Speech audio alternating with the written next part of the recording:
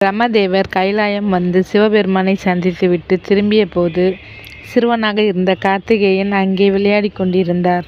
அவரை கவனிக்காமல் சென்றதால் முருகன் பிரம்மரை தடுத்து நிறுத்தினார். சிவபெருமானின் மகனான தனக்கு உரிய மரியாதையை பிரம்மர் தரவில்லை என்ற கோபம் அவருக்கு. தன்னை தடுத்து நிறுத்திய பாலனை அதிர்ச்சியாக பார்த்தார் பிரம்மதேவர். முருகன் பிரம்மாவிடம் உங்களை அறிமுகப்படுத்திக் கொள்ளுங்கள் என்று கூறினார். இதனால் மேலும் குழப்பமடைந்த பிரம்மர் தன்னை படைப்பின் கடவுள் எனவும் வேதங்களின் அதிபதி எனவும் அறிமுகப்படுத்தி கொண்டார். பிரம்மாவின் பதிலை கேட்ட முருகன் அவருக்கு எங்கிருந்து படைக்கும் ஆற்றல் வந்தது என்று மீண்டும் கேள்வி கேட்டார். அதற்கு பிரம்மதேவர் தான் படித்த வேதங்களில் இருந்து என்று பதில் கூறினார். நீங்கள் உண்மையிலே வேதங்களின் நிபுணர் என்றால் ஓம் என்பதன் அர்த்தத்தை கூறிவிட்டு இங்கிருந்து செல்லுங்கள் என்று கூறினார் முருகன்.